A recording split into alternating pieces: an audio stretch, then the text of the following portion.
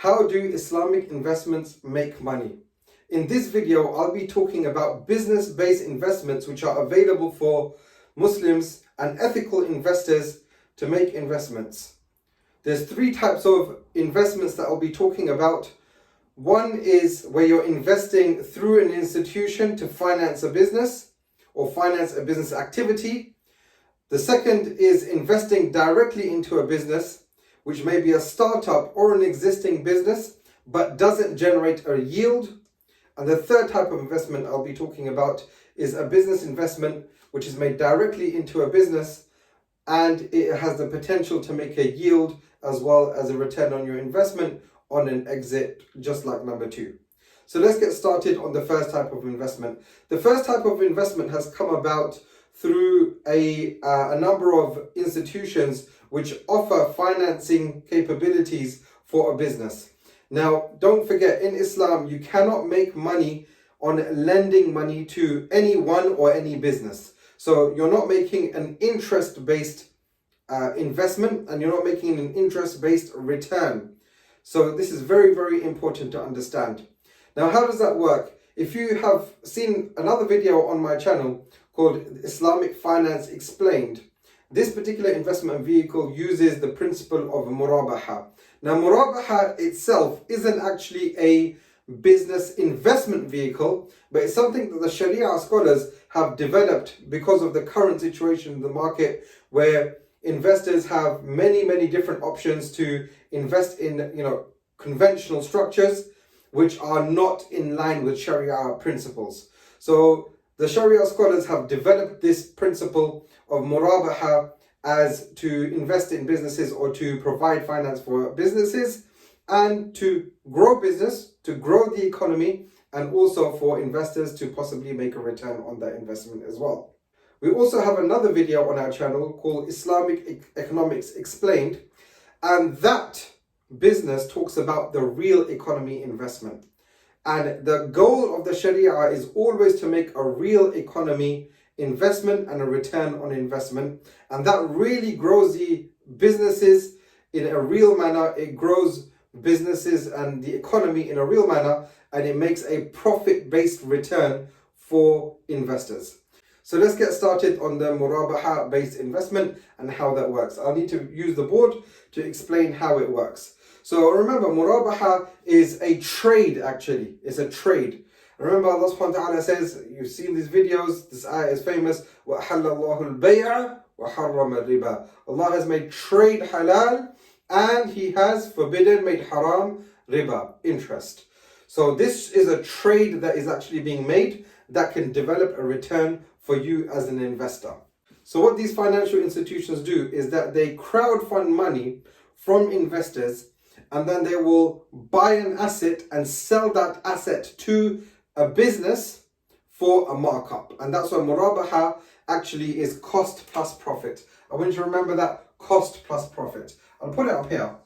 Cost plus profit of murabaha. Now, how does it work? So we need to understand a couple of things. So there's the commodity market. And that's why actually this is called a commodity-based murabaha structure. So there's a commodity market, and the way they use it specifically with metals. So normally it's either tin or steel.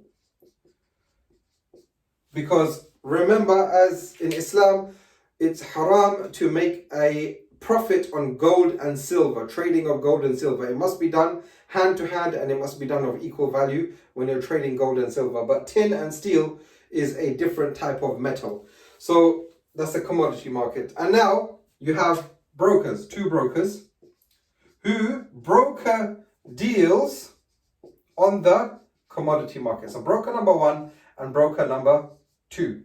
So they broker deals from the commodity market. Now we have the financial institution. So we draw something. Let's draw something here. So we have a financial institution, say a building with windows and a door. Yeah. So financial institution. Yep. Then you have the business. So you have the business which is welcoming customers into the business. Okay, and that's a shop sign or something.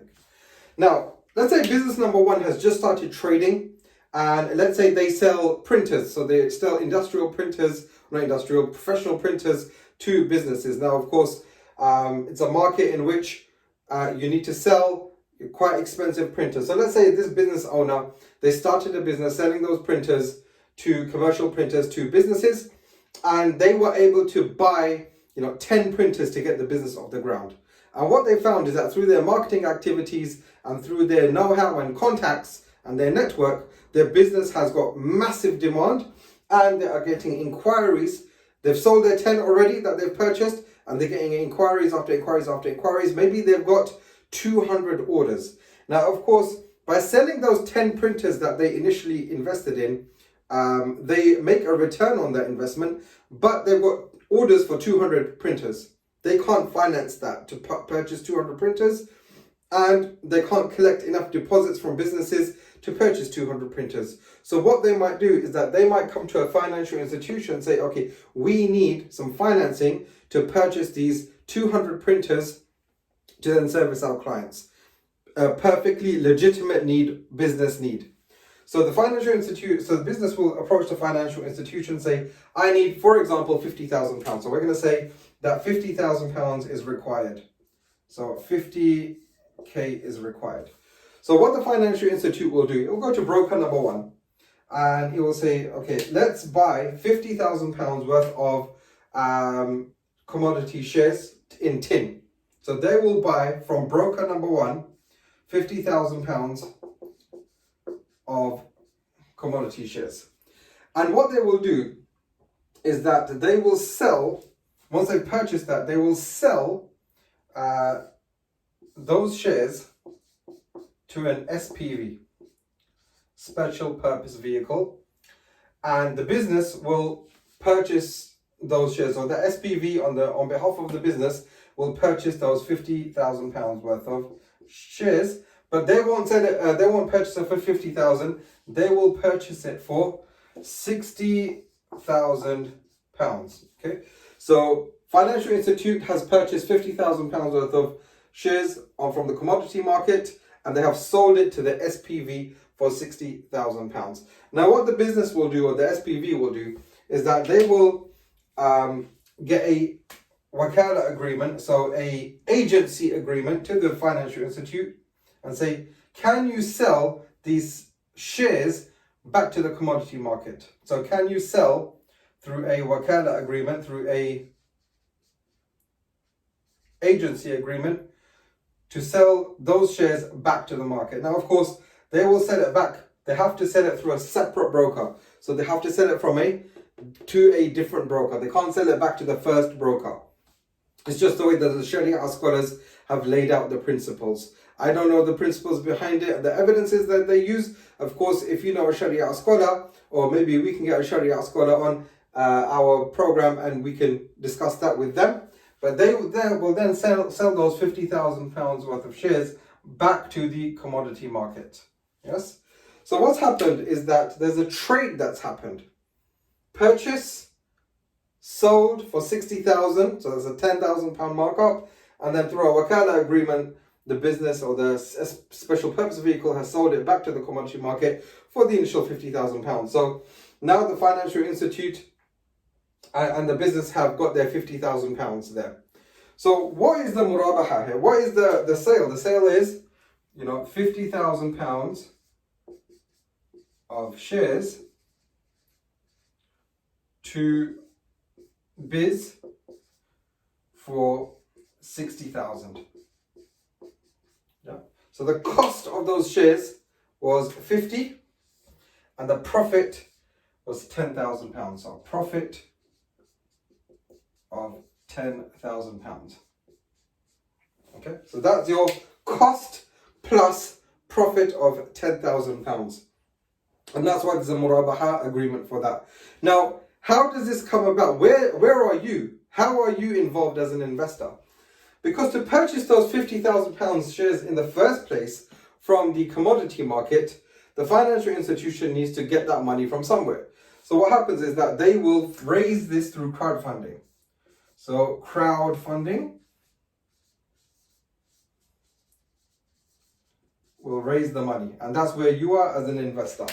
So let's say, for example, you're an individual who can finance the complete transaction. So you invested £50,000, and then over a period of time, now of course when they sell that back, when it's sold back, then the business promises to pay the financial institution over a period of time. It could be anything from 6 months to 3 years. Yes, it doesn't matter what the term is.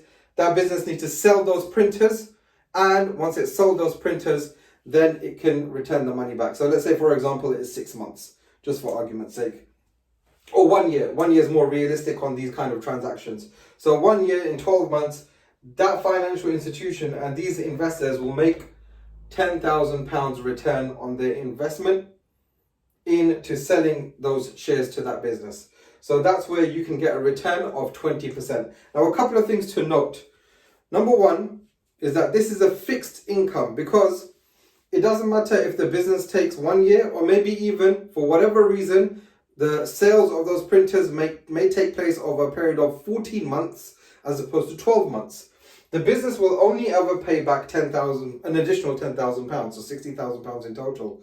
So you, as an investor, will have a fixed income on your investment that you invested. So that's £50,000 that's been invested, you'll make a fixed income. It's not a loan, because if you issued an interest-bearing loan, if they did take those extra 2 months, of course, interest will be added for those additional 2 months as well. So this is how this particular investment can get you a fixed income return. Through crowdfunding, the financial institute will make this trade, and over a 12-month period or shorter, because they could, of course, sell those printers in 10 months, and you can get your money back earlier as well. So this is really important to understand. That is a fixed income return, and of course with this one it's a 20% return in this example. This is one of the ways in which you, as a Sharia based investor, as an ethical investor, you can make a fixed income. If you want to find out where you can make those, contact us and we can put you into contact with those financial institutions which are trading these commodities on a daily and weekly basis.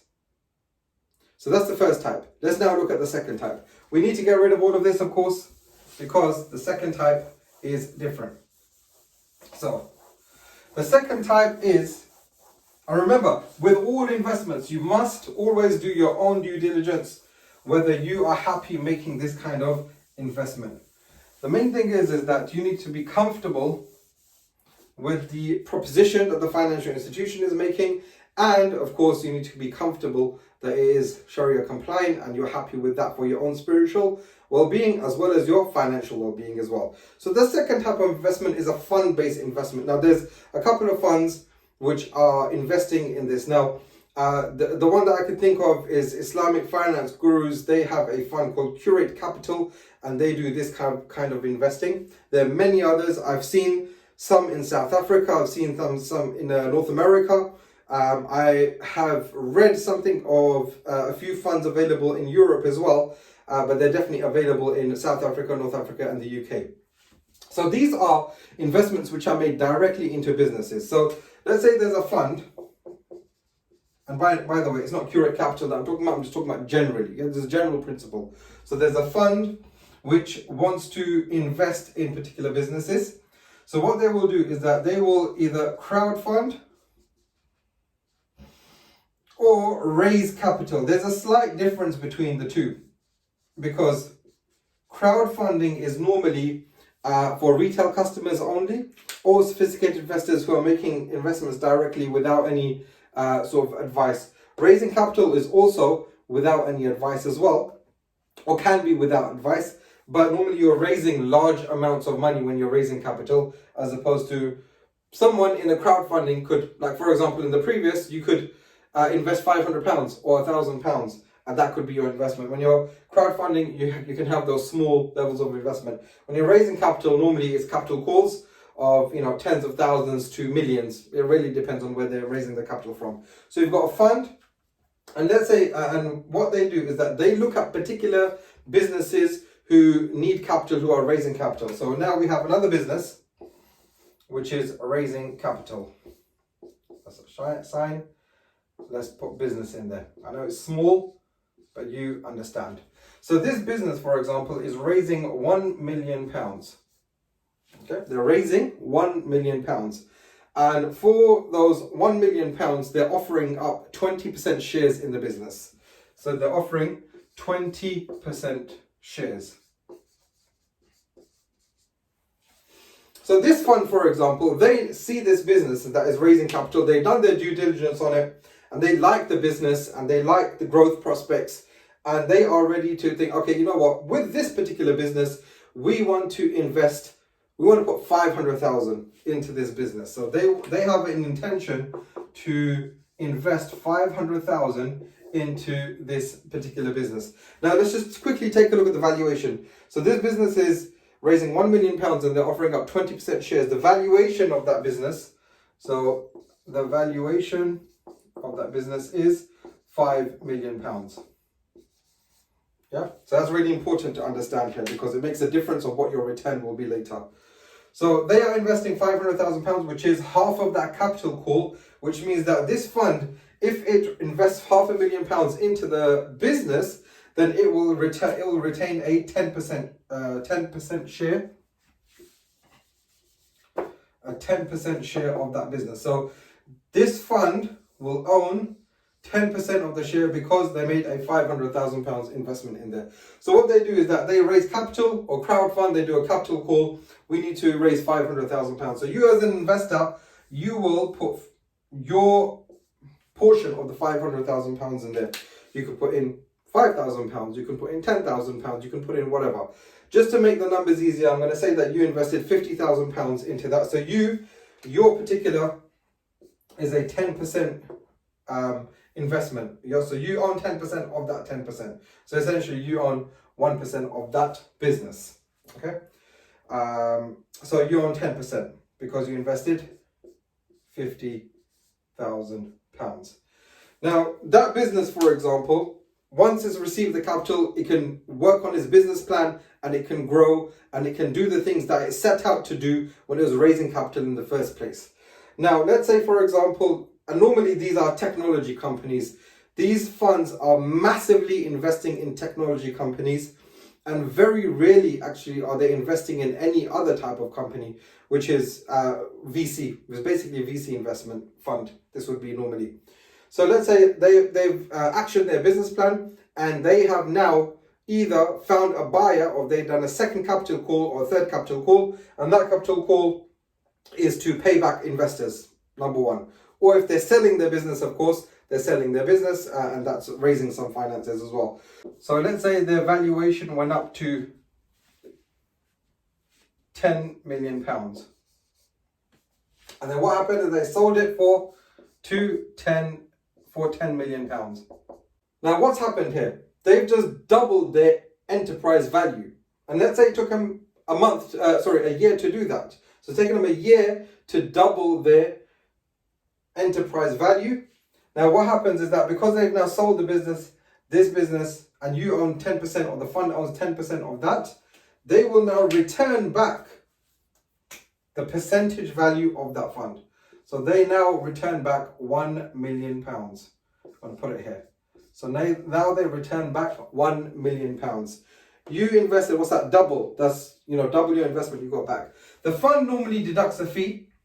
So different funds have different fee structures, but the typical fund fee is about 20% when you get this kind of exit return. So it's about 20%. So on this £1 million, they will deduct 20%. So there's £800,000 to be returned back to investors. You owned 10% of that. So of course, you will get back £80,000. I hope I put K there. So you will get back £80,000. Now that's not bad, because in 1 year you haven't doubled your money, or because of deduction. Now of course, if the fee is less, you'll get back more. So let's say, for example, the fee is only 10%. So that's £900,000 returned back to investors. You'll get your 90,000, which is almost double. Yes, you've got a good return on your investment in 1 year. Mudaraba based investments. So they are investments in which you put in all of your share of that, and if the business is unable to get the valuation, then you can lose your money. So always evaluate risk. Now I'll have another video talking about risk, which is really, really important to understand, because in Islam, one of the key principles of investments is that there must be risk sharing between all parties. And it needs to be equal to the amount of investment that you've put in, or the amount of effort that you've put in, based on whichever principle that is being used. So these are mudaraba based investments. They're musharaka on the fund level, because you only put in 10% of that fund value. So there's other people who need to fund that. But then from the fund's perspective, they're making a mudaraba based investment into that fund. Actually, they're making a mudaraba based investment, which is also musharaka, is mixed, because they haven't funded the full £1 million. So it's a little bit technical. If you watch that video with Islamic Finance Explained, you'll understand the different principles of musharaka and mudaraba and how they differ. So it's important that you understand those principles. So that's the other type of fund.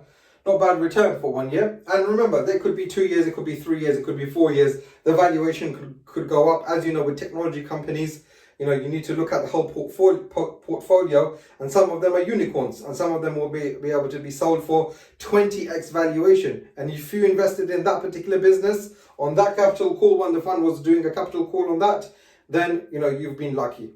And these are in the hands of Allah. As we said in another video, Allah subhanahu wa ta'ala extends his hand to some people and measures the others, meaning he gives more to others and measures the other people.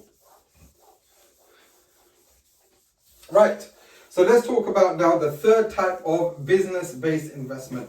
Now this is where I've been working for many years in this type of investment strategy, or in this investment vehicles. So this is more of a private. Now this private-based business, where private businesses, established businesses, which have been running for many, many years, are either selling or they want to do a partial exit. Now, where I've been working, they've always been selling 100%. So we'll be talking about that. So this is really important, because Sharia finance market is developing this. We've actually got the structure arranged as well. It's a mudaraba-based investment. We've checked it, that is Sharia based. One of my teachers, alhamdulillah, is a direct student of Mufti Taqi Usmani. He studied in Darul Karachi for 10 years, and his specialism is Hanafi fiqh and Islamic finance. So it's really, alhamdulillah, I'm very blessed to have him. He's one of my, not local imam, but in the area, he's one of the local imams, and he's always interested reading of what Mufti Taqi Usmani is publishing regarding Islamic finance, and of course he studied directly under him as well. Anyway, so this is a mudaraba based fund which we have developed, and it's available. This is going on day in, day out within the business world as well. It's happening on a private level. So what happens is that, let's say there's a business owner who has a domiciliary care. Okay, so domiciliary care is where people are visiting people's homes because they may be elderly or they're very sick and they can't go out to get treatment. So their carers will go to people's homes. So there's a domiciliary care business which is come up for sale. And let's say that business is doing £300,000 in profit. So it's doing £300,000 in profit. Normally with these businesses, I've been able to achieve, when I've been doing the negotiations with these business owners, between 2.5 and 3.5% valuation, which means, and we'll average it out at three times valuation, just to make the numbers easy. So that means that the valuation, the enterprise value of this business is £900,000 through negotiations. So what will happen is that a capital call is made. Now there are fees involved in this. So even though it's £900,000, let's say for example £950,000 is raised. Okay, capital raised.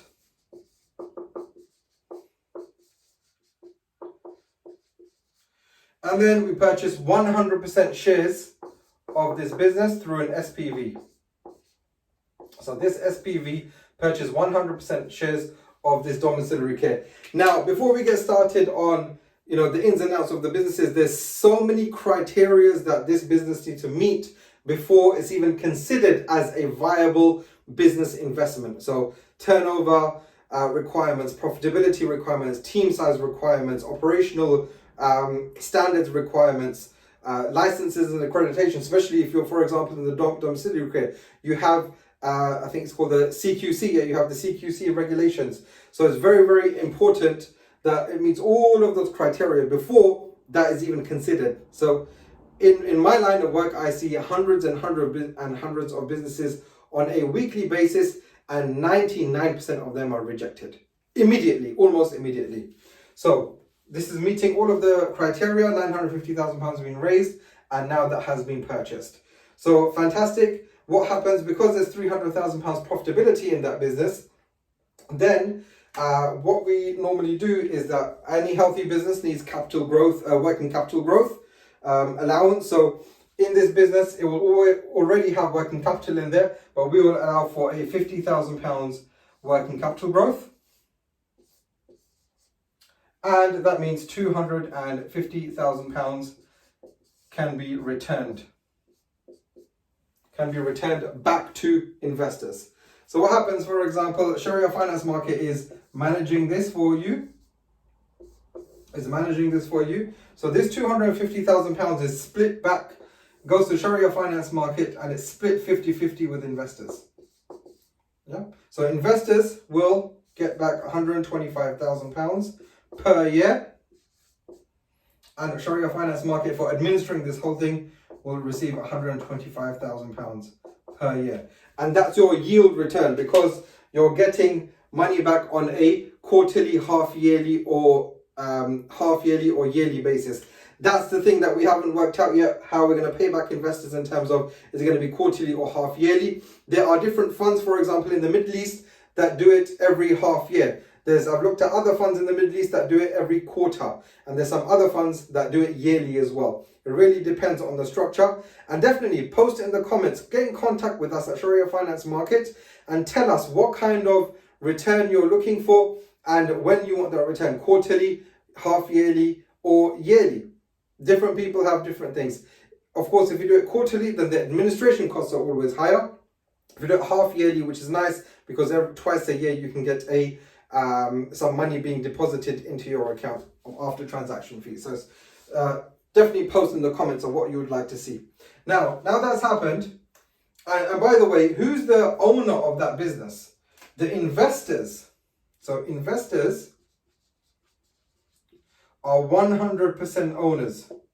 So you own 100% of that SPV, which means you own 100% of that business. So remember, you as an investor is 100% owner of that business. You're owning a business without having to manage it. So what happens is that with this particular one, we will then go out and look for another domiciliary care business in a same area or somewhere it's really close, which meets all of the criteria again. And just to keep the numbers simple again, we'll purchase that or that has 300k profit, we'll purchase it for the same amount, 900k, and the same working capital growth and the same return that it can be returned back to investors. Now, again, you've got an additional £125,000 going to you as an investor and also back to the fund to ensure that all of this is being managed properly. Now, of course, we make sure that we have good general managers, CFOs involved, and operational managers, day-to-day managers. All of that is looked after by the managing party, which is Shariah Finance Market in this case. Now, this is really interesting, because now we've got two domiciliary care businesses which are returning a yield back to the investors and back to the managing fund. But what we do, we now look for a care home.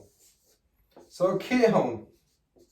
And why do we look for a care home as opposed to another domiciliary care business? We can look for another domiciliary care business. What would be, if it's, for example, a fantastic, we can get it for 2 times multiple or 2.5 times multiple, where we're only paying £600,000 or maybe £700,000 or £750,000 for that business, you'll snap it up because it's a good deal. But let's say there's a care home which is up for sale, and that also does £300,000 in profit, and we also purchased it for 900,000.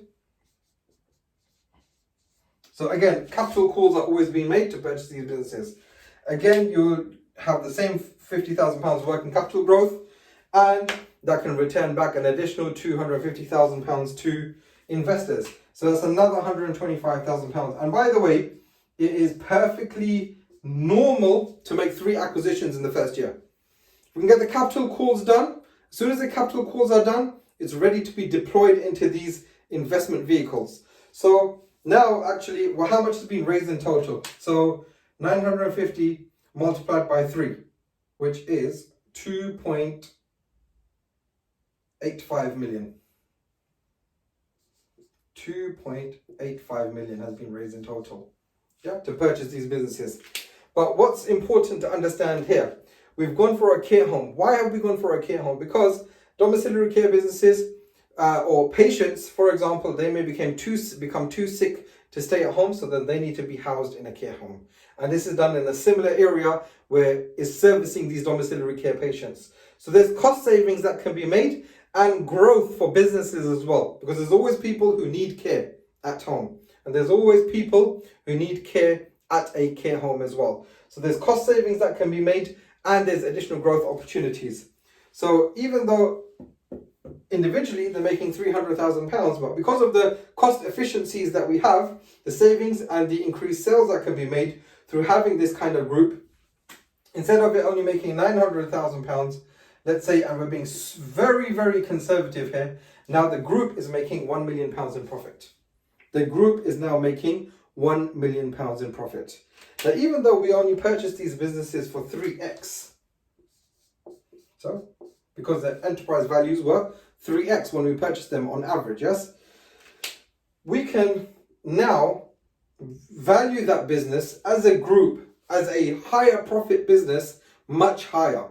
And there are people, as soon as you get into the 500,000, 750,000, 1 million, 1.5 million, 2 million, as soon as you start hitting those numbers in profitability, then financial buyers, trade buyers, strategic buyers, they all become interested in purchasing this, because it's better for them to make a bigger investment and to buy a group than buy the individuals. And that's why what we're doing is that we're buying the individual care homes and domiciliary cares businesses to make sure that we can package it up. So we paid 3x for it. I'm just going to get rid of some of this to make it easy. Yeah. So let's get rid of these lines. So we paid 3x for the business, but now it's perfectly typical to sell this same business for 6x, 7x, 8x. Up to 10x, although 10x is not common. 10x is normally when you've got a recurring income system being set up, and there's things that a recurring income can actually be set up with this as well, with private clients, not with government-based clients. Of course, government contracts are very, very lucrative. Financial buyers, trade buyers, they all like government contracts as well. But now, let's say, for example, we sold this now for 6x. So the group, £1 million in profit, and 6x of that is £6 million.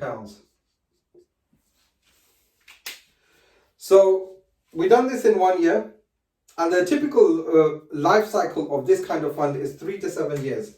So we've done this small business, so this will easily be done in 2 to 3 years. So let's say 3 years. So the business has collected, let's say in year 1, it collected £250,000 plus £250,000, so £500,000, and it was split between Shariah Finance Market and investors. So you would get back your 250 in year 1. Yield return of 250 in year 1. Year 2, you now get back your 375, and year 3, you get 375 as well. 375k. So you've got back in total. So in total, now you've received back 1 million. So of this 2.85 million that was invested to purchase these businesses, £1 million has been returned in dividend income.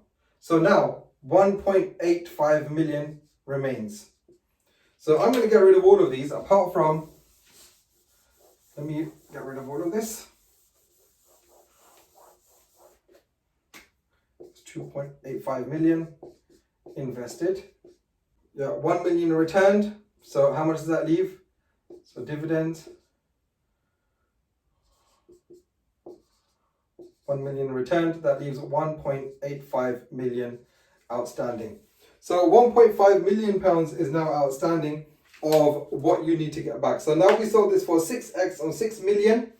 Now of this 6 million pounds, a full 6 million pounds is not returned back as investment, because as anyone knows, there's always accountancy fees, lawyer fees, there could be a broker involved, so brokering fees, all of these are involved. Let's say, for example, they now deduct 1 million in fees, which is extremely high, by the way. If you use a broker, it's actually typical, but if you don't use a broker, then that's extremely high. But let's say we did use a broker. So now there's 5 million pounds which can be returned back to investors. So that goes back to you as an investor, and you 1.85 million is now covered. So 5 million pounds is now returned back to the fund. Deduct 15%, which is 750,000. So 750,000 is the share of managing this whole process. Why? Because we are procuring the financial buyer, we're procuring the trade buyer, we manage the whole fund, we put it all together, we package it, we liaise with accountants, we liaise with lawyers, we liaise with all of the stakeholders. So we get our fee, and the remaining is now sent back to investors, which is 4.25 million. So you've got your 1 million through yield over 3 years, 1 million back in yield over 3 years, and you've got 4.25 million back on return, on exit of that group. A not bad investment. Now, how much have you made? So it's 2.85 million invested and 4.25 million returned. 4 million plus the million that you got back. 1.4 million plus the million in yield. So you've got back 2.4 million. Equals. Have the equal sign in there. So you've got back 2.4 million over 3 years. Divide that over 3 years. £800,000 per year. So you invested 10% of that fund, which is 285,000, and over the whole investment, including the yield and the exit return, you got back a total of 512,000 K. It's actually 0.5K. So 512.5K. So that's the different type of investments which are available to investors in the UK, which are Shariah compliant. We've got our own fund developed here, or being developed. We're just working out some of the fine kinks. The difference between the second type of fund and the third type of fund is simply the yield return. So you start getting money back almost immediately. Every half year is probably how we're going to do it. So you start getting back return after 6 months, as opposed to having to wait until the business exits. And remember, with fund number 2, you can have an exit within 2 to 3 months, or you can have an exit in 5 years. It really depends.